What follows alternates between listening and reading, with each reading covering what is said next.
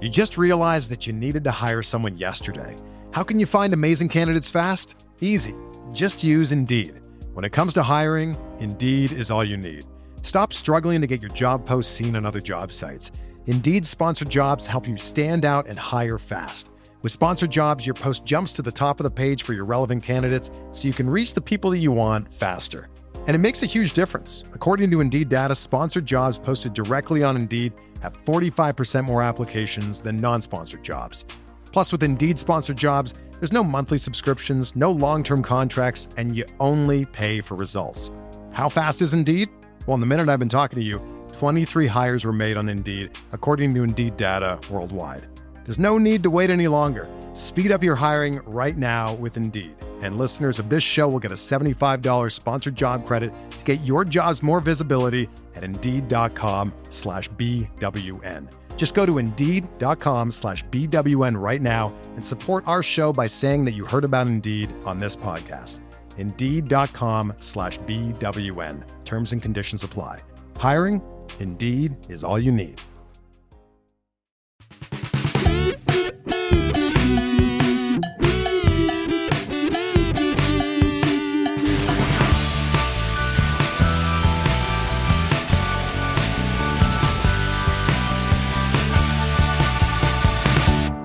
Hail cheaters! Welcome to the Always Cheating Podcast. It is our next to last episode of the pod. It's also our Game Week 38 preview. I'm Josh. I'm here with Brandon. Brandon, how are you? I'm doing all right. Yeah. Yes, definitely end of season vibes. Yeah, I want to talk about this weekend, which was, it was really all over the map. And the FA Cup, I think, was perhaps the most interesting match of the weekend. Yeah. In some ways, the games felt secondary to the kind of, or at least the Premier League games did, right? Secondary to some of the other drama. Naturally. Yeah. I feel like the Arsenal-Newcastle match is this moment in the season in a nutshell, and that you watch the first half and you think, this is soulless. And then you watch the second half and you're reminded, well, there are some dogs out there.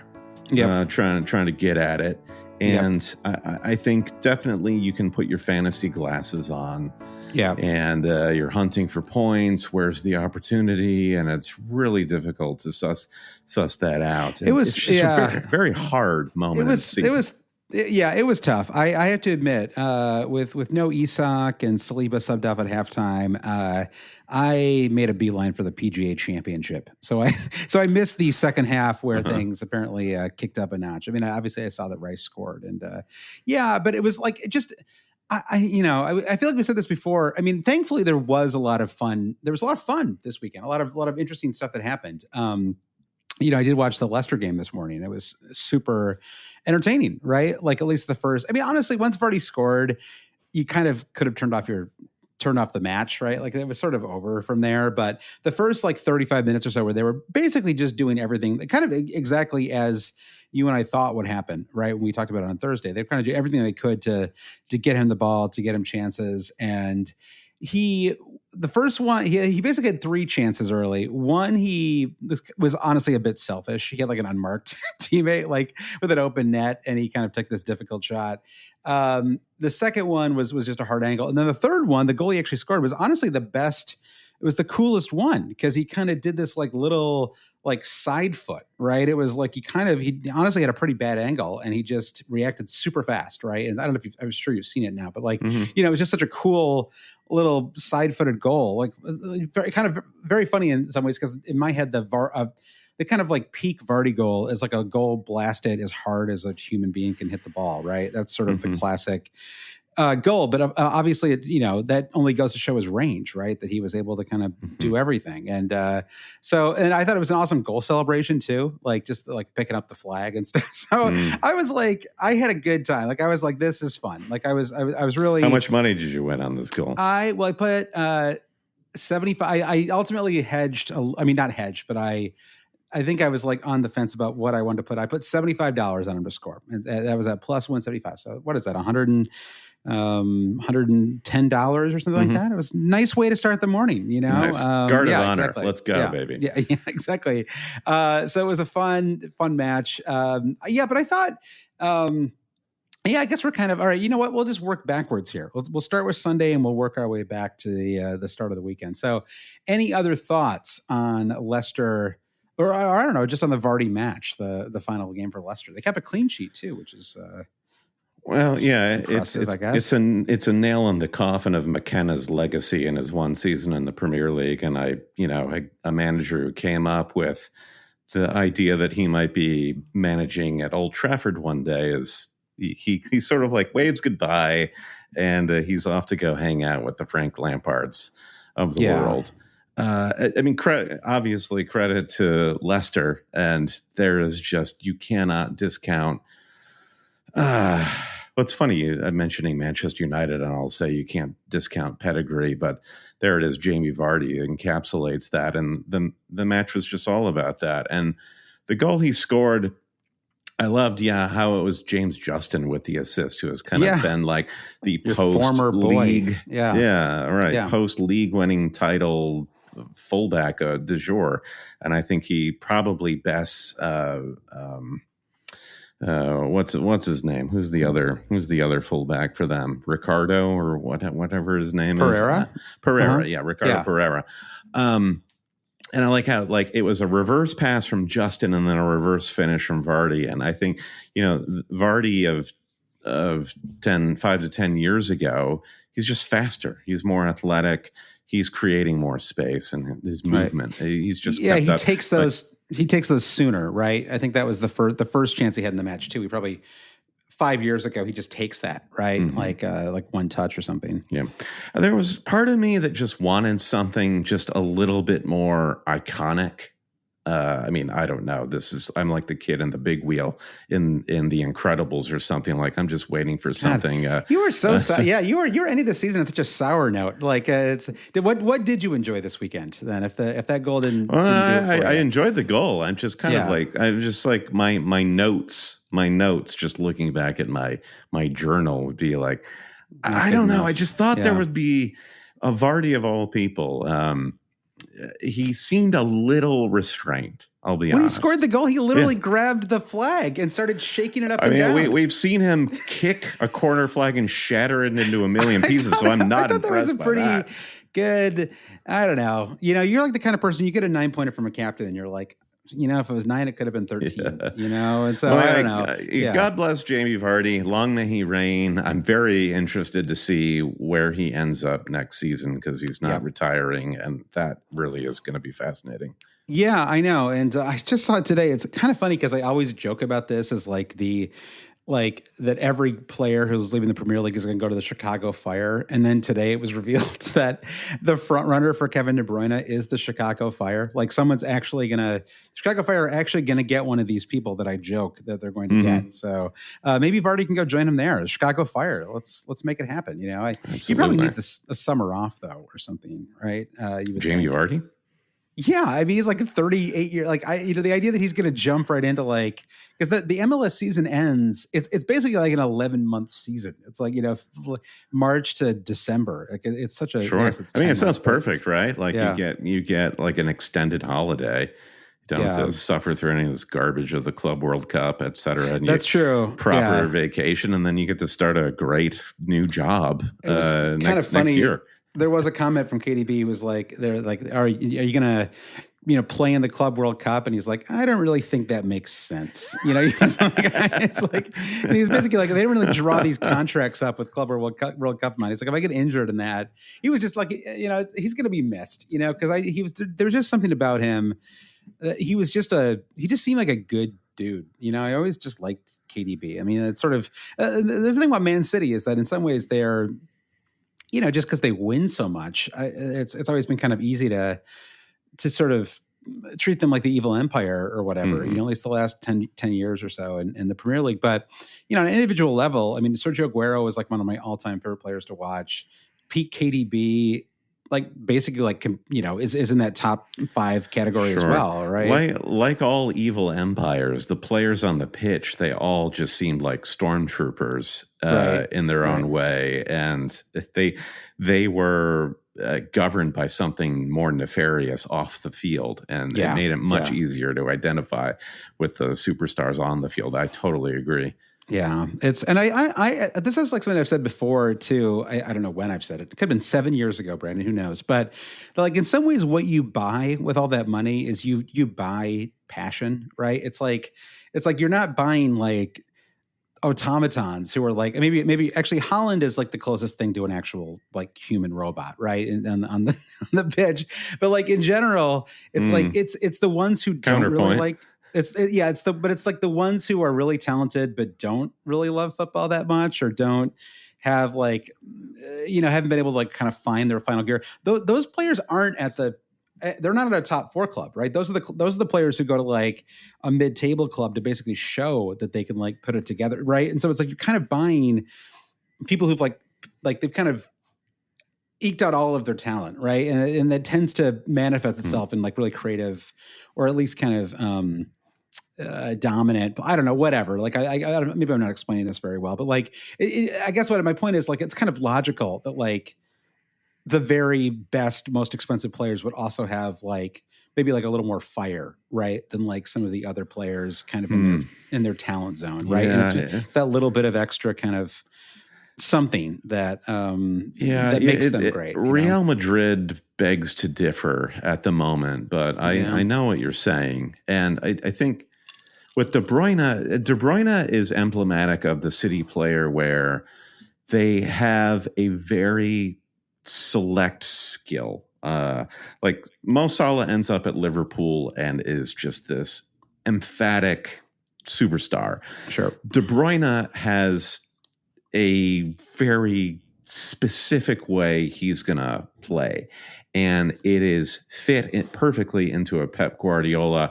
I'm going to scrutinize my system and fit everyone in perfectly. And De Bruyne was kind of crying out for a manager to slot him into this perfect moment. He wasn't right. I think like his journey. Because you were scouting those Wolfsburg matches pretty extensively. I remember you took a scouting trip out there to see him play back in 2013 or so. And, you laugh, but I've watched a lot of De Bruyne Wolfsburg highlights. There's actually a great YouTube package of like the match in which City, this is just sort of like clickbait, but like the match in which City decided to sign De Bruyne. But you watch him at Wolfsburg, and it's like it's an interesting sort of like talking about players moving to different leagues like MLS, and he went to the Bundesliga to basically.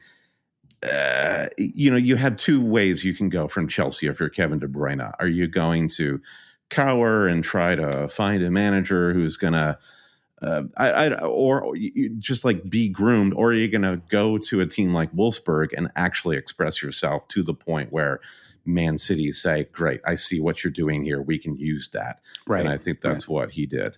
Yeah, it's high risk, high reward kind of move, right? You could also just kind of get buried, if you're sort of in a bad system, or I don't know. It can be it can be tricky. So, well, anyway, that is those are some non-fantasy thoughts. I guess actually we've already people brought him in. I mean, I was in a head-to-head league against somebody who had Vardy this week, and it was a good move ultimately. I mean, it looks like he's going to be one of the top captain picks if he didn't.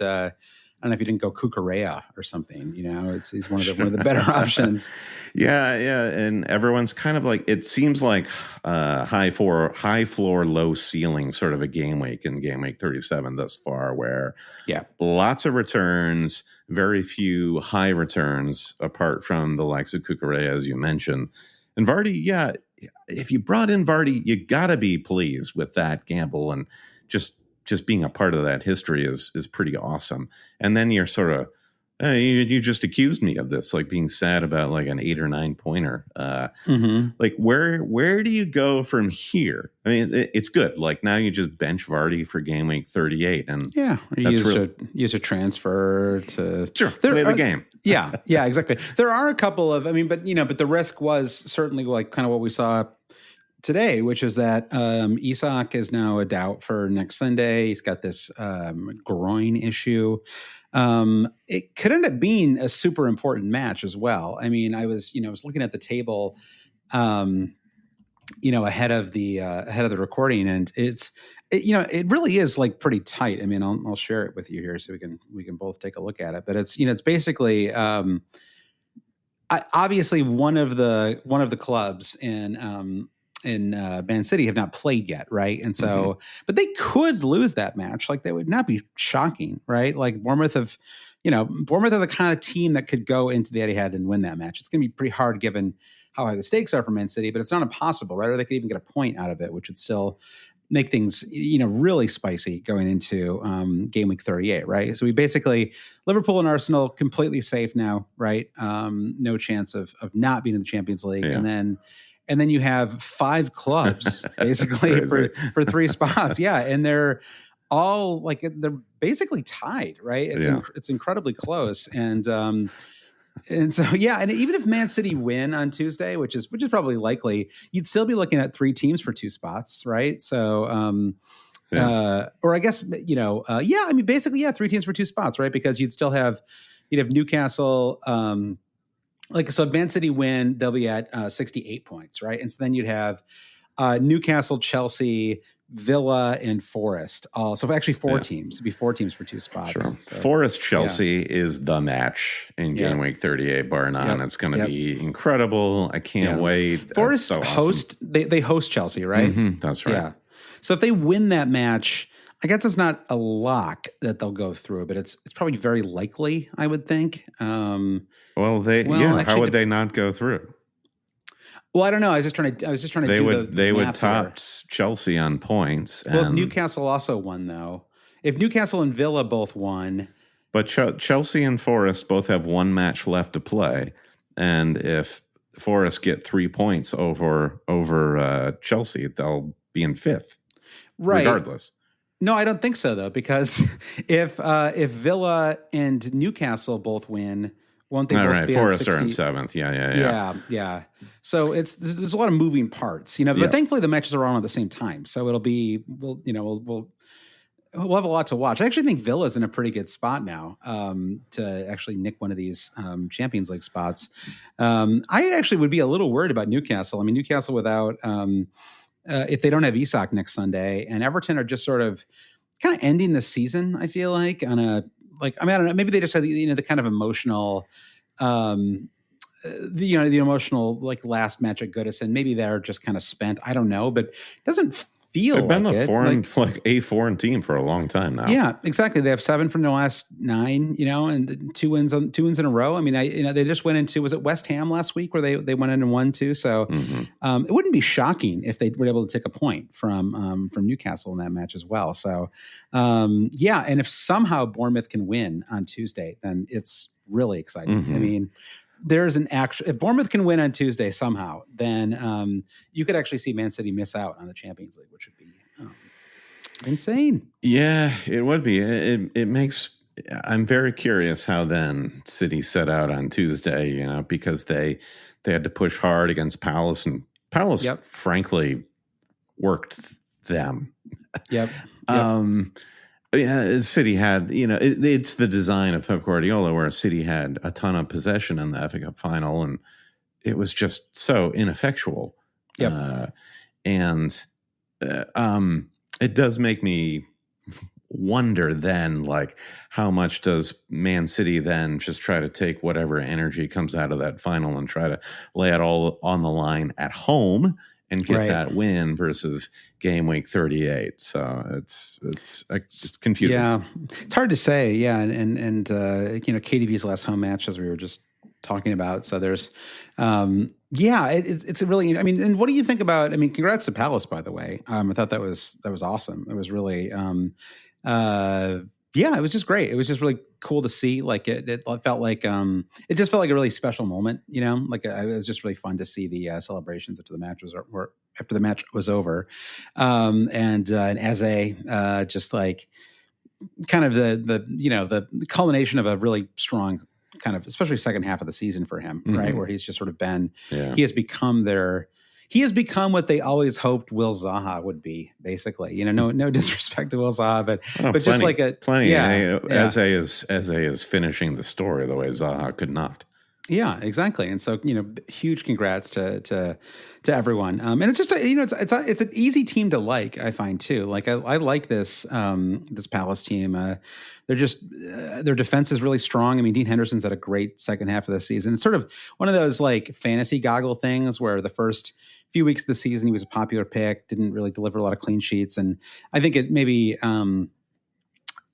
painted a picture of them. I mean, honestly, they just had a slow start to the year, right? That's really what it comes down to. And but I feel like as the season wore on, like the sort of quality that we knew was there in preseason really showed up, right? And Munoz, I think especially, has been awesome. Eze's been great. Sarah's been very solid. Mateta's been good. Dean Henderson was excellent in the Champions, or not the Champions, the FA Cup final. So I don't know any other Palace. Oh, I was going to ask you though, what do you think the Palace will do on Tuesday? Like, do you think it's full strength no idea. squad? No idea. Yeah. I don't know. I really don't know.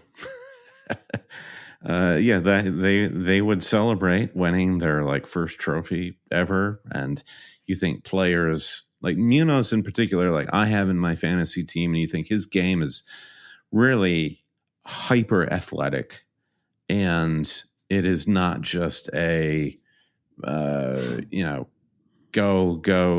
Like you have to be measured about how you use Munoz. And so do you want to have him have a little celebration on the pitch at the in game week 38? Or right. Is it all just all boys, you go out, have your last run of the Premier League in game week 37? I think it's one or the other for a lot of these starting 11 guys. Yeah, I wonder, like someone like Eze, literally just on the floor at the end of that FA Cup final, like they have to give him minutes, right? Because he has to be able to go out on the pitch and get, it's a whole match on Tuesday as well against Wolves. So I think I'm favoring like a stronger starting 11 just for them to get their flowers against Wolves. Yeah, followed by some early subs, maybe, right? Yep. Like halftime subs, something like that. Exactly. Yeah, that sounds right. I think that's right. And maybe and if they're able to score a goal or two early, then the subs will come early too. I guess if Wolves score a couple, then maybe they stay out there longer. I don't know. So yeah, I kind of agree with you. I think we'll probably see more or less standard starting 11 for Tuesday. So, by the way, just a quick note for anyone who missed last week's episode, we're not going to go through it all again, but the Always Cheating podcast is entering retirement after next week's season finale. So I just wanted to say a quick thank you to everybody. Really, like practically, it feels like everybody we've ever been kind of come into contact with, the podcast over the last 10 years, reached out and sent us a really nice note, and people that I've never met or heard from before also sent us notes. It was really, it was just a very wide ranging number of really kind messages from people. And I just wanted to say thank you to everybody who did that. It was really, it was very appreciated. It's funny that we did it with a couple weeks to go. It's like when a player who's been in the league for a long time, like Miguel Cabrera with the Tigers a couple years ago. It's like he announced his retirement before this. Trent. Yeah, exactly. It's like Trent, except we didn't get booed off the pitch, thankfully. But it was sort of which was ridiculous, by the way. There's people can do whatever they want, but like, give me a break. It's like there was an Athletic article where they interviewed him, and it's not like he made a totally reasonable decision. Where it's like he's like, I've been here for 20 years. I just want to kind of try something new, and it's like we're both from Michigan. God help us if we stay in Michigan our whole life. Exactly. Get over it. I feel hypocritical. I did the same thing. And like, I don't blame anybody who did. Right. And so, and like, he wants to go. The thought would never occur to you. He wants to go to Real Madrid and like, check it out. I just don't. Spain's awesome. Know. Yeah, exactly. It's like, exactly. It's a warmer too. Like, whatever. Like, see the world. He'll probably be back in 4 years anyway. Right. And so it's, these guys, they all come back. They all do a couple spells. I mean, it may not be a Liverpool, but he'll come play for, I don't know, wolves in 2029 or something like that. But anyway, back on my just on the notes. So thank you to everyone. We will be doing one last pod next week. We're also going to meet up, go to the Black Horse, our old familiar haunt. Brandon's going to be in town, and so we're going to be watching Gaming 38 matches there. You're very welcome to come if you'd like to come say hello and watch the games with us. It should be a lot of fun. Should be, as we were just talking about, some proper Premier League stakes on the line. That's certainly my hope. Even more than fantasy. I don't actually have too much to play for.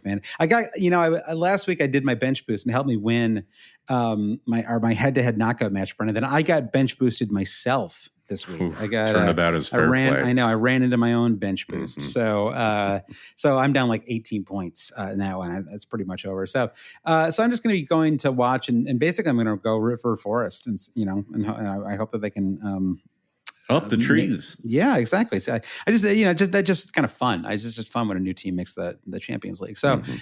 So that is that's what's happening next week. But yeah, thank you again. I don't know, Bernie, you have any other thoughts? Just thank you for giving me the experience of attending a funeral for a small business for 1 week, and I'll never forget it.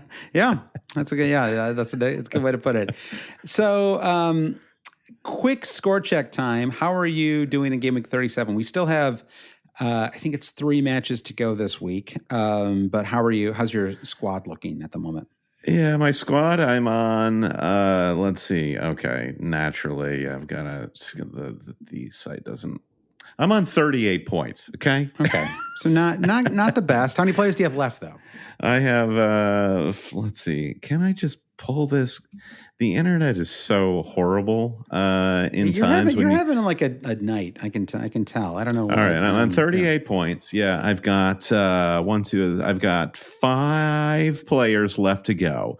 Okay. So it's an interesting sort of muted post Sunday where everyone's kind of returned except for Saliba, who tragically went off at halftime. And this was my ploy going into the Game Week 37 deadline was I had triple Arsenal defense between Kivior, Saliba, and Raya, and I'm just going to try playing 2 of them. So I benched Kivior, who I thought was man of the match. I thought it was kind of criminal that they named Raya man of the match over Kivior, even though Raya made some incredible saves in the first half. But Kivior basically said, you remember Rob Holding? That's not me. I'm not that. I'm the new Rob Holding. Yep. He looked. Or I'm the old whatever. Yes. Yeah. Rob Holding is no more. Here's Kivior. Yeah. Long live Kivior. Yeah. And I thought he played incredibly well. So, that's my only feeling of remorse right now. Moving my one free transfer, I moved Isak to Watkins and captained him, and Watkins getting the injury was a stroke of good fortune because I was kind of a little worried about, the payback for that move because Newcastle were in decent enough form. So that makes me feel a little bit better as I position myself for the Game Week 38 deadline, not having to concern myself with what's going on with Isak. I guess it was a bit of a groin strain that just kept him out of the squad entirely. Now, the way Eddie Howe made early transfers in that early substitutions in that match, and there was something about it. Even though Newcastle had some good opportunities in the first 20 minutes, you got this feeling that Eddie Howe said, "You know what? We're gonna just basically go for Everton in Game Week 38." Right. Which is a little, which I guess my point there would be maybe they're saving Isak for that, for whatever it could point be. then. Yeah, it was a classic Howe thing where we had no idea this was happening until after I had my press conference. Which seems to happen with him more than any other manager. This seems to happen, Brennan. These late breaking unannounced injuries. It's funny how that works. So just a quick shout out for Anthony Alenga, who is just the smallest little FPL asset who could, and he gives me Giroud after Giroud after Giroud with these 5-pointers. Yep. And listen, I will take them. So now basically I'm just a small red arrow, and I am left with a lot of player doubts with City and Palace. I have Muno starting. what's going to happen there? Guardiola, what's going to happen there? Yeah. De Bruyne, what's going to happen? Marmouche. This was an interesting talking point in the FA Cup final with Haaland. You called him a robot earlier, but where is he? Is he a robot or is he artificial intelligence in which Haaland thinks he's learning or something like this, and he tries to make his own decisions, and he gives the penalty to Marmouche, and Marmouche just proceeds to not do it. Haaland is just not it. I'm very curious about where Haaland goes from the year 2025, because like the people in his class, like Vinny Jr. or Mbappe or Trent for that matter, they're just basically setting out their stall saying, I'm interested in achieving the Ballon d'Or. Mm-hmm. And Haaland is just kind of interested in chilling. And I'm basically like a democratic socialist, and I'm kind of more of the Haaland point of view, and like give the penalties to your friends and your teammates and spread the wealth. And who cares? Yeah. You know? Yeah. You don't act like this in real life, but I know in theory, it's a good approach. You know, I do like this. I like this version of you, and I want to meet him sometime soon. Well, I mean, what do you think about Haaland in terms of his future as a footballer? I don't know. I mean, he's still scored 21 goals in the season. You know, he's got injured and lost 10 weeks. The whole team. I mean, the real problem is that Man City we're like a nothing. It really would have been a bummer, to be honest, if they had won the FA Cup yesterday, right? Because it would have felt like, oh man, like, you spend enough money to build a squad, and you just can't not win a cup. Like, you can just fall ass backwards into a cup. And so the fact that they got beat by a team that is just like genuinely more kind of inspirational in terms of, you know, the way it was put together on probably like 1/8 of the budget or something like that. Right. I have no idea what the respective numbers are, but surely it was, you know, significantly. I mean, Haaland alone must be a bigger transfer fee than like everyone on that team combined. Right.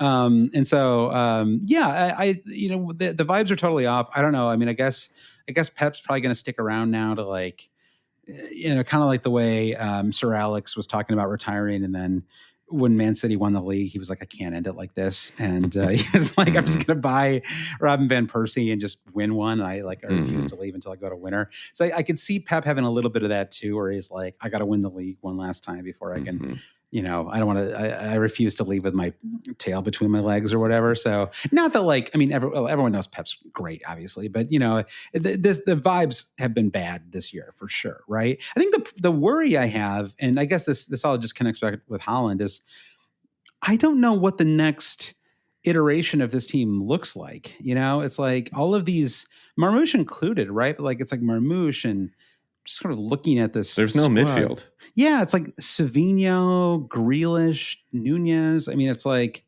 Rodrigo's got a lot of it's a heavy burden for Rodrigo next year when he's back, right? Assuming he's like fully back, right? I mean, like, is he I know he was like kind of, I mean, we're not going to see him, I wouldn't think, this season. There's no reason to, but he's training again, I think, right? I would imagine his goal at this point is to be fit and fighting for the World Cup for Spain and next summer. Right. So who knows? But without Rodri, the City has like no midfielders. Silva, Gundogan, all of them. So who's getting the ball, right? I mean, well, they have no functional midfielders, and they have no, with De Bruyne going, where is the creativity? Because I just don't see Bernardo Silva keeping it up. So anyway, it's a very interesting question. So anyway, back to my team, slight red arrow, and I think basically if I'm able to just kind of stabilize through Monday and Tuesday, I'll be around 145K, and I'm just in a situation where I'll need a bit of a miracle. That's too bad, because I know you were so close to like breaking through 100K. You know, I feel like that's where I am with 300K. I like keep getting like closer and closer to 300, and I can't. And then I stumble a little bit. I'm like, crap, is this not actually going to happen? You know, and it feels like we're having a parallel ends of season, just 200,000 right? spots apart. Yeah, you really, you could just pin it on a handful of players like Cucurella has been the guy, basically. Yep. When I wildcarded around game week 12 or thereabouts, Mikolenko was my Cucurella. And there are these weird random guys who just tend to hit a patch of form and carry you through bands of 100,000 at a time. And, and he was he was really good at Brighton, right? But like, but it's not like we didn't really see this coming, right? Like the first. But basically, there wasn't a lot to go on in terms of like I don't know. I mean, it feels like when he scored that goal this weekend, I'm like, is Cucurella genuinely like the highest scorer on Chelsea this season? It's an incredible season he's had. 5 goals and 2 assists. I mean, what does Palmer have? Palmer's at 15. God, again, it's so funny. Palmer and Haaland. It's like.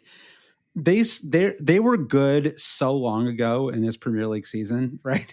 Feels like it's basically been 6 months since they were relevant. It hasn't been that long for Palmer, but it feels like it's been so long since they were relevant that you kind of can't believe their tallies, right? It's like 21 goals for Haaland, 15 goals and 10 assists for Palmer, and you're like, really? Like this season they did this? It's like it's sort of hard to believe. But he's on 15. I mean, okay, Nicholas Jackson, is he? If you had to guess, is he over under 10 goals on the season? I'd guess 12 goals. Okay, I haven't looked yet either. I'm going to guess. I'll guess exactly 10. I'm going to go right on the number. He has 10. Nice. I did not look. That was it sounded like I cheated there, but I did not. 10 goals in the season for Jackson, and he's out until August 23rd. Brandon, suspended until August 23rd. Sure, I guess that's what happens when you purposefully elbow someone in the face. Does that mean he's out for the Club World Cup as well? That'd be devastating for Chelsea. Oh, God. Selling my tickets presently. I know. I love how much we like to joke. You and I actually bought Club World Cup tickets, and we're still joking about it, but it's kind of listen, it's a cash not to see a Premier League team. Yeah, that's true. Actually, that is true. And like it's like the Premier League Summer Series. They finally actually made it a little better this summer. They're adding 2 games to these bills, which I don't know. I went to Yankee Stadium last year, and I would not do that again. I would not go see another Summer Series game there. I'm just not sure I'd see another match there. Honestly, like it's a baseball stadium. It's a baseball stadium, exactly, and it's Yankee Stadium. It's like you can't. It's not like you're at like some generic. It's a bad baseball stadium. Well, yeah, that's actually true too. But it's like it's not like you're at like some minor league stadium or like some place where you can deceive yourself into like, oh, it's just a generic stadium, right? Like who knows who plays here? It's like it is the most Yankees. Like everywhere you look, there's Yankee stuff, right? And so to see anything that's not the Yankees there just feels, very like discordant. So, all right. So anyway, let's see what else we got to talk about before we get to 38. You just realized that you needed to hire someone yesterday. How can you find amazing candidates fast? Easy. Just use Indeed. When it comes to hiring, Indeed is all you need. Stop struggling to get your job posts seen on other job sites. Indeed sponsored jobs help you stand out and hire fast. With sponsored jobs, your post jumps to the top of the page for your relevant candidates so you can reach the people that you want faster. And it makes a huge difference. According to Indeed data, sponsored jobs posted directly on Indeed have 45% more applications than non-sponsored jobs. Plus, with Indeed sponsored jobs, there's no monthly subscriptions, no long-term contracts, and you only pay for results. How fast is Indeed? Well, in the minute I've been talking to you, 23 hires were made on Indeed, according to Indeed data worldwide. There's no need to wait any longer. Speed up your hiring right now with Indeed. And listeners of this show will get a $75 sponsored job credit to get your jobs more visibility at Indeed.com/BWN. Just go to Indeed.com/BWN right now and support our show by saying that you heard about Indeed on this podcast. Indeed.com/BWN. Terms and conditions apply. Hiring? Indeed is all you need. Learning a new language opens the door to new friends, new cultures, and maybe even a whole new life. So why not start the journey today? There's over a dozen languages available to learn at your own pace so you can achieve your goals with material tailored to your individual proficiency level, interests, and time availability. I'm finally learning French after taking classes in high school and thrilled to finish what I'd started years ago. And my favorite part about Babbel is that it's dialogue-based. It helps me to actually practice conversations, and the speech recognition ensures I'm saying words correct them all. So get talking with Babbel. I want you to learn another language, so I'm teaming up with Babbel to gift you 55% off subscriptions, but only for our listeners at babbel.com/bluewire. Get up to 55% off at babbel.com/bluewire, spelled BABBEL.com/bluewire. Babbel.com/bluewire. Rules and restrictions may apply. Friday's matches went exactly as we would have expected, I would say. Like, just two one-sided nothing burger matches, right? Like, they both end 2-0, I think, right? It was just, they were kind of like, they were just matches. 2-0 and 1-0. Oh, it was 2-0 and 1-0. Okay, right. Yeah. So, but just like, they were just, given what Spurs Man United have on Wednesday, it really did make sense for them to, although they kind of, I mean, Spurs went a little weaker than Man United. I feel like Man United fielded a slightly stronger squad in that match, but the result was the same. So you might as well have not done that. And so This makes me hate this Europa League final even more. I know. So are you going to watch it Wednesday afternoon? Are you going to get the popcorn bowl out and Cancel my meetings. Cancel I'm watching this. Yeah. I don't know. It's going to be a game time decision. I'm not planning to. Yeah, same. I often get sucked into the Europa League, right? It's like the final. I mean, it's like the first half. I don't usually watch it. And then it's like I start to see people talking about it. I'm like, maybe I'll just peek in, and it's like, this cannot be true, but it feels in my head like all of them go to extra time. Like I feel like every Europa League final has like. Well, last year's had a little extra umami because Leverkusen were going for it and this undefeated season, and then Ademola Lookman basically set them on fire. Yeah, it was in an incredible fashion. Who are they playing again? Atalanta. Atalanta, right? That's right. Yeah. It's funny how often these guys like they like there's just so many Premier League dudes who had a year or so and then they kind of like I was at a NYCFC game a couple of weeks ago and I saw a brace from Choupo-Moting and I mean obviously like he's not he didn't exactly like. Was it pull up trees? Is that the expression, Brandon? Sure. But then he went to PSG and he was excellent, right? And so it was like Bayern. He was at. I thought it was PSG. Maybe it was Bayern. Maybe it was both. He went all over. Eric Maxime Choupo-Moting, Brandon, is very well traveled, and I really I respect that about him. Let me. He's 36 years young, so I like that about him. I like that for him. Mm-hmm. He went straight from Stoke City to PSG. I mean. So like a path that's been well trodden at this absolutely. point, the Stoke to PSG, and then he did go to Bayern after that. So went Stoke City, PSG, Bayern, New York Red Bulls. Those are the classic kind of quadrumvirate, of there's quadrangle. Richard Jolly, who writes for maybe ESPN, I don't remember. He had this stat that basically went viral of Stoke City having a former player who played in the Champions League final for like 10 years straight from Shaqiri to Choupo-Moting and all sorts. So. It's weird. I mean, it kind of makes sense, right? Because I'm sure these clubs all, they all have big scouting teams, and I'm sure there's a bunch of brilliant people scattered around all these clubs, right? And then they just kind of get them, and they don't fit their style or whatever. Or they've got a kind of Sam Allardyce, old school manager, right? And they're just like, this guy's too European, I'm just not going to play him. All right, well, let's. So the Saliba hamstring injury I mentioned before. Doesn't sound good for 38, I would say. No. Yeah. No, I would not think so. I think Saliba, I have him I can't imagine making my final one free transfer for a defender. So Yep. I think I just bench Saliba, and it's the all clear for Kivior. All systems go for Kivior. There you go. Yeah, and Arsenal, way to Southampton for the final match. So yeah, you'll double up with your 2 Arsenal assets and see what happens. All of my praise of Kivior in this weekend will come back to me in fantasy returns next because I've really bigged him up there. So and I'm on 42 points with, I think I've got 4 players left to play. So I had Murphy come in for Isak. So, whatever, 2 points there. Fine.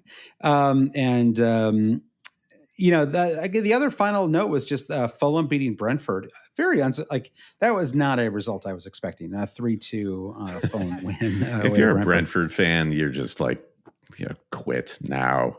What's the point? I thought you'd be coming into these last 2 episodes busting with joy, and you're going the other way. I have opinions. I have takes. You're early. Exactly. Well, I'll tell you about the Brentford take is from a Fulham fan point of view, in that we've done them dirty, Harry Wilson style, twice in one season. It's wild. And certainly the first match of the season, we definitely deserve to win, and and good on Fulham for that. And then to have Tom Carney score the game-tying goal on a header, no less, was incredible. Yep. And that, I do wonder what happens to Tom Carney this summer. I think it's just Fulham needed this win so bad, and Brentford didn't need it because that team's frankly going nowhere, as is Fulham. But hey, they're 10th place. They've won 2 of their last 5. It's fine. They're in 54 points in the season. 54 points is in 10th place is really solid. If I had told you going into this year that Fulham were going to finish top half of they still might not, because it depends what happens with Bournemouth, but still, they're right there, and it's impressive. The mid-table in the Premier League is beyond impressive this season. It is so, you're running into a buzzsaw hitting any team there. Basically, through to Wolves, or I won't give West Ham that much credit. Basically, through to 14th place, you're taking your life into your own hands there. The Premier League, I think, has had a difficult season, and all this crap around the poor officiating and the VAR travesties does not help the league. But what helps the league is just how insanely competitive it is, and that's just something that's always been with the league, and you got to respect that. I will say on the VAR front that semi-automated offsides is a clear improvement. I'm glad that they have finally instituted that. I think it also just speeds things up, which I'm also happy about. And I just never want to see a line drawn on I never want to see a crooked felt pen line drawn across a screen again.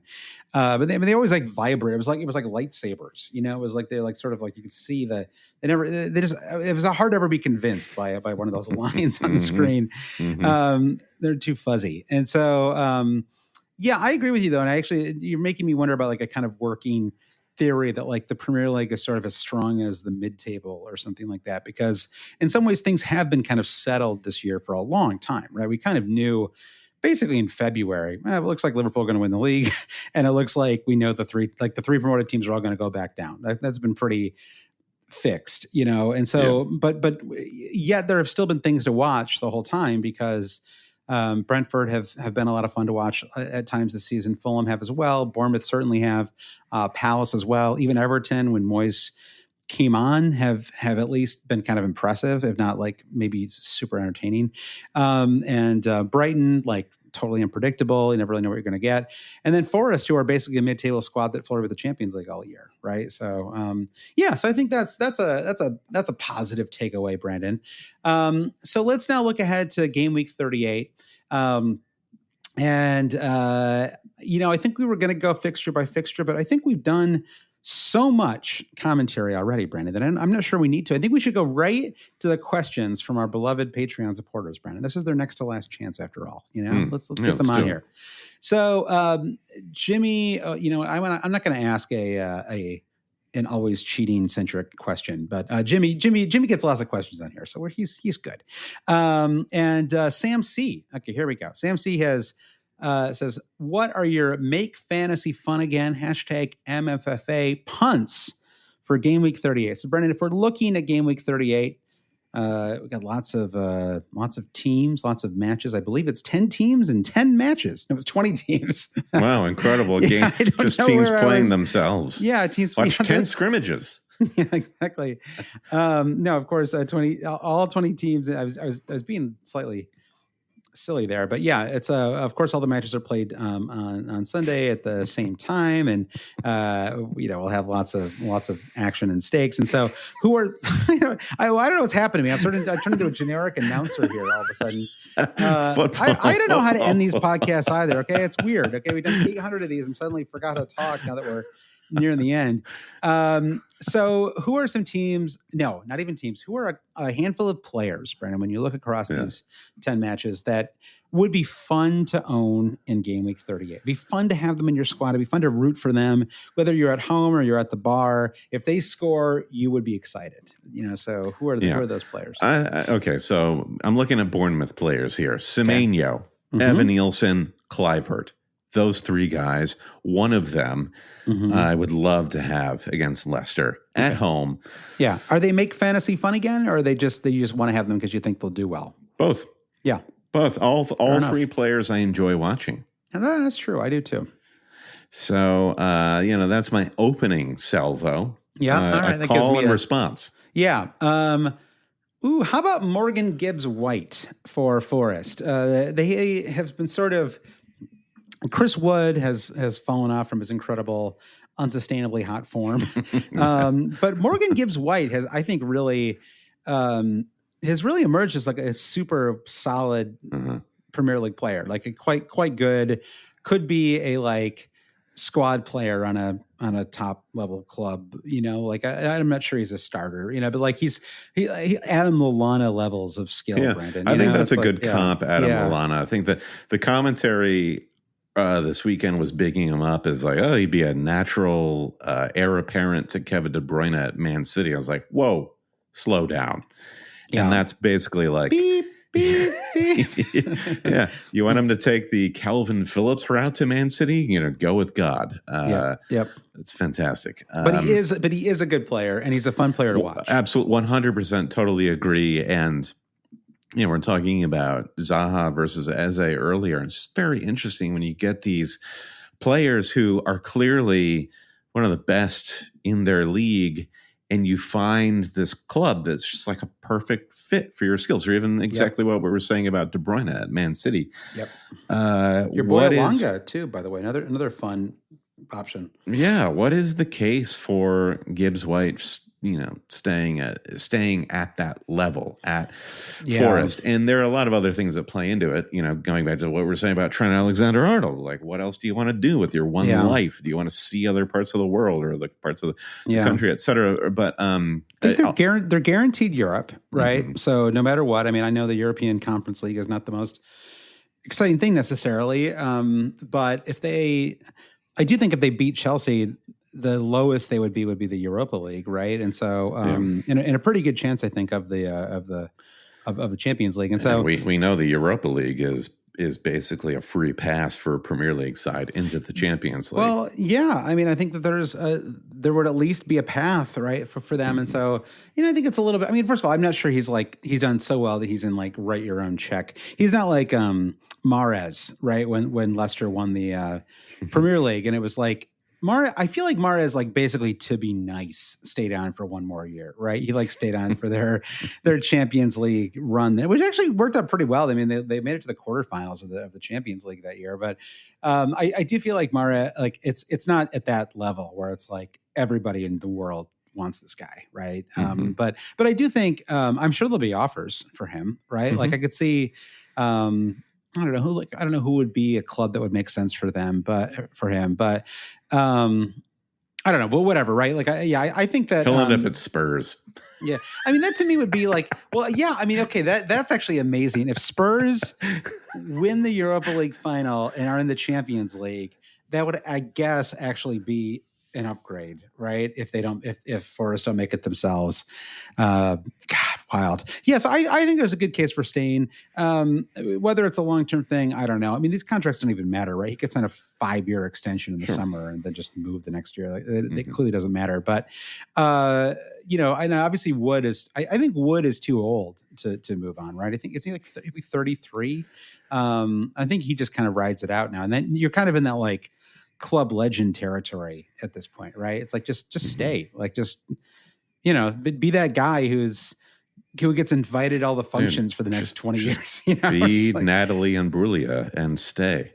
Exactly. Like, what's you want to go get 18 minutes every 3 games for whatever, I don't know, Arsenal next year. It's like, I think that, just stick around and be the man at this club, right? That feels like way more fun to me. All right. Any other make fantasy fun again players? Some of these matches are really hard to even kind of project. I'm at odds here with the make fun, but also Arsenal, and Arsenal are just basically like weird mercenaries at this point, as far as fantasy is concerned. But right. I think that Southampton game could be a total shootout, and there's somebody like Martinelli who I thought played pretty well against Newcastle. Yeah. I mean, Declan Rice, like, talk about mercenaries, right? Like, that guy's looking for a shot. For your country, their country, I don't care. Yeah, but I'm saying I've never seen a defensive midfielder who's like, I mean, he's at least got to talk to Arteta about whether they'll let him play forward next year, right? Like, he clearly wants to be. I don't think he likes being a midfielder. I think he wants to be a scorer. He wants to be up for. I think he's joking, doing it. Like, yeah, he is doing it. Yeah, that's true. I mean, I guess they need somebody too. I don't really know. It's like, it's a weird thing. Like, is it ultimately helping Arsenal for him to be scoring this? I don't know. I mean, I guess he had the 2 free kicks, right? And so those are like kind of. And they basically beat Real Madrid on the strength of his free kick. So I can't really mount an argument that they don't need his scoring, but I don't know.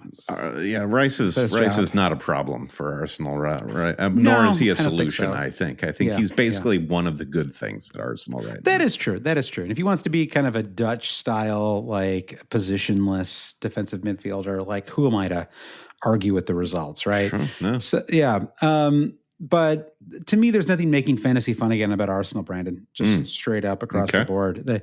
I have the Champions League brought some fun. The Premier League has been for a team that's going to finish second. This Premier League season has been a bit of a grind, I would say. For Arsenal supporters. It's soulless. Yeah. What about? I mean, I guess. I don't know. I was thinking a little like, is there anybody on? Gosh, it's a little tricky. What about a Fulham player? I mean, they host Man City.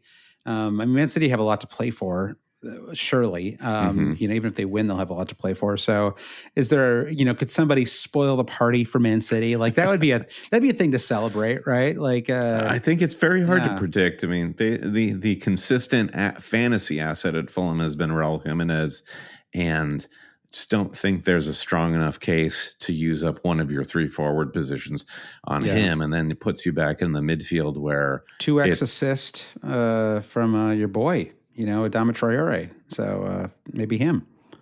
Oh God! I mean, that was the worst way to get 2 assists. Like, he was almost he was like basically responsible for every attacking opportunity that Brentford had. What a weird player! He is Mr. Chaos. I mean, the Premier League is better for him being in it. It's like it's like a little bit like a Saint Maximin was like this too, where you sort of It's like I don't really know if they. There isn't quite enough scoring for plus minus to be as big of a thing as it is in something like NBA, right? But it does feel like these guys are like real, like if there is plus minus in the Premier League, like these guys feel like they're minus dudes ultimately. Like, they're super fun, but it feels like they give up as many goals as they help to create. I do. Marco Silva's probably gotten as much out of him as anybody could. So 100%. Yeah. Credit absolutely. there. Yeah. Credit there. No, I know exactly. And I don't mean to even neg him, because I think he's a fun player, but it's like, you probably can't like trust him, right? Like, as a week in, week out. Saint Maxime's still on the Newcastle books on loan at Fenerbahce this season. Oh, Fenerbahce. He must be a real tool, apparently. Yeah, I guess they don't want to make that work. No, I think it's the other way around. Plug him in anywhere, Brandon. Any club, anywhere in the world. He's the That's ultimate basically tool. the Newcastle project is out to prove that he is the ultimate system player. It's right. We'll It's loan right there him in his anywhere. name, We'll Alan. prove He's an Alan Wrench. This is what he does. Alan St. Wrench. Alan St. Wrench. Mm-hmm. If his name were Alan St. Wrench, that would honestly be the coolest name ever. Yeah. That's all right. So let's see. Leisure Rules. He's given us the option here, Brandon, to treat this like the always cheating community team, which is by far like it's going to crush both of us this season. Easily, yeah. Yeah, a real like feather in the cap of the community team. How well they've done, which you and I have had no part of, unsurprisingly. Zero. Yeah. As we it's been fun to celebrate and from afar.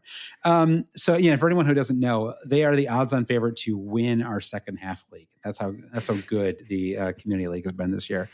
Billy Jarrell says, I'm leading both my mini leagues by 30 plus points. I want to bring in one transfer to honor 10 years of always cheating. Who should it be? So I guess we got to look.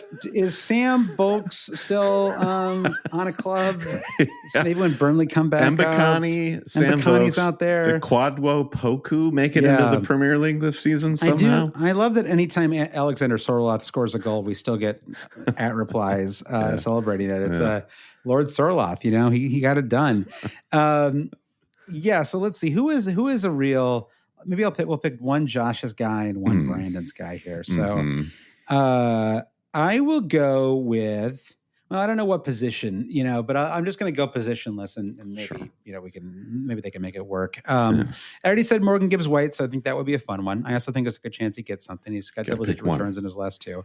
But I will just pick one, and I think we're going to get a fun final match at home for Ipswich. It's their send-off match. I think Liam Delap scores a goal against this cruddy West Ham defense. That's my pick. Okay. I'm gonna go Evan Nielsen for mine. Okay. And I do think I feel like to my credit, I think I dubbed him as like the new Ollie Watkins earlier in the season. As far as this guy's got something about him. He's not going to go very far. Maybe he'll. But anyway, Evan Nielsen is my guy. Okay, Delap versus Evan Nielsen. I like it. Okay, let's see. FPL USA Brian is also having a great season, and congrats on the baby, Brian. Says Saka or Salah last day captain. So we haven't really talked captains yet for 38. I think it's a choose your own adventure captain week. I think you could really make an argument for 9 players or something like that. There's where really does the argument begin for you? Where's your bus team at presently? Well, I mean, Saka to me doesn't feel right because I don't know where the vibes are with that Arsenal squad. I don't see that as like a 5-0 Arsenal win. I have no idea what that match is going to be, but why would they suddenly be like a fun, high scoring team? Like now, like why start now? It's like, I just don't see it. So Salah of the two, I think is more fun, but I think, just to run down the list here, I think Evan Nilsson or Semenyo, I think those are both Kluivert. I feel like his form has fallen a little bit off, and so I may be less inclined to go with him. But I think either those two, Jared Bowen, who's in an absolutely incredible form away to Ipswich. I think that match has like 3-3 written all over it to me, like totally wide open. No one's defending, everything, anything goes kind of match. And I think if it ends up being a match like this is the kind of narrative stuff that it's kind of fun to do when it comes to captaincy, especially for 38, right? And if it's 3-3, then I would expect him to be involved in one, if not two of those goals, right? Like a goal and assist or something like that. So, I bet West Ham demolish Ipswich. They might. I don't think Ipswich score a goal. Really? Oh, I think they do. Then we've got, so then Salah, I don't know. We're recording this before the Brighton game tomorrow. And I just don't know. I don't know what to say about him or the squad or anything. I wouldn't be super excited about captaining him for 38. I'll say that much. I suppose I would, because I think what we're kind of driving at here with the captaincy discussion is there is no bang on. Here's the path, which opens the door for somebody like Salah actually becoming, you could I'm argue sure he'll be the most popular captain pick. He will be, and I guess what I'm saying is I think that it will be justified and also can be fun because it is a home match. And Crystal Palace, again, we'll see what we see from Palace on Tuesday night against Wolves. Right. I think Liverpool could just be throwing a party here. Now, is it just like both teams totally hungover? I think that still opens the door for Mo Salah, who we know is not a partier, and he's just a professional. Right. It would be fun to bring in Trent and captain him if you could afford it. It's not easy to do at $7.2 million. The only way I guess I could do it would be if I move GW38 to him. Which do you think he starts? His final home match, I think so. I don't know. I mean, it's hard to say, I suppose, but I don't know. Let's see what happens tomorrow, I guess. Didn't really get a warm welcome from the fans last game week. I know, which was ridiculous, as I've already said. I mean, again, it's it's all fun. These people, all the people who are booing him, if they saw him on the street, would run over and try to give him a hug and tell him, and tell him how they wouldn't try to hug him or be genuine. They'd try to get a selfie because they're posers. Right. Well, whatever. Right. Yeah, exactly. But either way, they would be very excited. They would not be like, oh, I hate this guy. He's, whatever. Sure. So it's all just games. And, sure.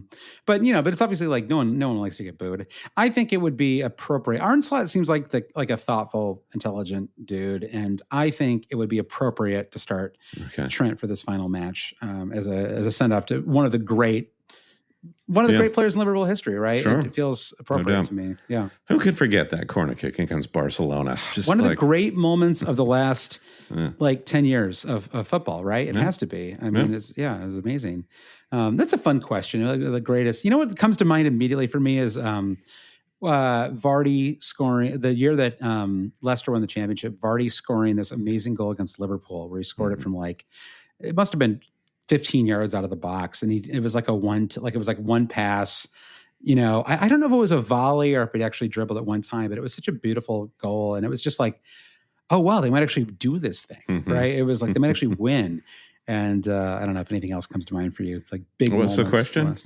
Just like the most exciting moments in football in the last 10 years. I mean, I don't mean to take us on too much of a tangent here, but I don't know. Just like the World Cup final between Argentina and France, just like a culmination of an incredible tournament. Sticks out for me totally too. Yeah, of course. Yeah, sort of the definitely the obvious one, but I think I was trying to dig deeper, and get into it. Yeah, but no, you're right. We have World Cup finals for sure. World Cup. Definitely. I love World. Yeah, made me a fan. Yeah, exactly. Well, it's kind of on the sidelines until I watched the World Cup. What was an underrated moment was when Chelsea won the Champions League and they got that late Didier Drogba goal. Remember, you and I were watching that in Montauk, New York. Yeah, in a basement. That was sure. Yeah, the Drogba goal sent it to overtime. If I remember. Yeah, and I think there was I think Arjen Robben Drogba won it on a penalty, like a penalty shootout, right? Yeah, exactly. Yeah, it was a really fun Champions League final, though. All right, so John Terry wearing his full kit out there like a kid. Yeah. Oh, yeah. Because he couldn't be. He was it was like Harry Kane when Barcelona. But then in the end, it worked out. He was able to. They won a couple the next day or something. Because they drew in that match. All right. So let's see. Sir Mattman says a Hail Mary triple captain punt, please. Wild as you like. So kind of rando, maybe non-conventional triple captain pick. I do think that Bowen is a. I don't know if he falls into full-on Hail Mary territory, but I think he's got a pretty high ceiling this week. Yeah, I think we're really zeroing in on Bournemouth and West Ham of all teams. But I think funnily enough, Leicester without their talisman, I think they're just very vulnerable. As lest we forget how bad they've been all season, and and I don't think either of us have a huge amount of confidence in Arsenal playing against the actual worst team in the division. So it does bring us to Bournemouth and West Ham again. So I like either Semenyo Evan Nielsen or Bowen are the three I think we'd pick there. Yeah, I like that. I think that's right. Yeah, like there was Red Dagger asked about Darwin Nunez. I mean, he's not going to start in 38, right? We can't. He might. I don't know. I guess he might. I don't know. Like if there's some rando who it leaks he's going to start for Liverpool, maybe they're an option. I just don't. I find that match to be somewhat unpredictable. I feel that way about a lot of these games, like Spurs, Brighton, Man United, Villa. Like obviously Villa have a lot to play for, but I don't know. It's just like that's a weird one, right? I think they'll probably win, but I don't know what. When you go for punts like that, where you're like, okay, I actually want this rogue triple captain to work, I think you need to start from a position of players who have actually done something fantasy wise. And Right. That's why we're zeroing in on these Bournemouth players and Jared Bowen versus Darwin Nunez. You already have these layers of difficulty that you're just manufacturing. Like, I don't even know if this guy's going to start. Yeah. And he's done nothing all season. Clearly he has a ceiling to him if he does play, but that is really, you're just adding so much random chance to it. So I think that's the art of fantasy is there are rogue things that have less random chance to them. I think in line with that, I would say that a question you could ask yourself is this a team that's capable of scoring like 4 goals in a match, right? Like just whether it's game week 38 or elsewhere. Like they're like when I look at this list of squads, like if that prompt eliminates like half of the teams, right? Just like instantly, like just no way like half of these teams could score 4 goals in a match. And then it even includes clubs like Chelsea. Like it's pretty, I know they scored like 5 on Brighton at the beginning of the season, but in current different Chelsea, times, right? Yeah, current Chelsea is not scoring 4 goals, right? There's just no way. So, I think Arsenal are kind of in the same boat, right? Like I can't imagine Arsenal scoring 4 goals against Southampton as bad as Southampton are, right? Because it's just not the way they don't want set to up or playing. They don't even want to, right? And it's hard to imagine. I'm not sure Arteta's even capable of being like, let's just go out there and have fun. And no, the second Arsenal go up 2 goals against Southampton, Arteta's like, all right, 5 center backs. Yeah, exactly. Shut up. What would Gareth Southgate do in this situation? Yeah, exactly. So. So I think that's that, Brandon. I like this. We went a little longer than we have for recent episodes. Lots to cover. Lots to talk about. Like as long as an episode of Yellowstone. You could listen to Always Cheating or watch Yellowstone. You decide. I don't know. Yeah, we report, you decide. So this is we have one last episode to go. Well, actually 2, because we have a Patreon episode on Thursday.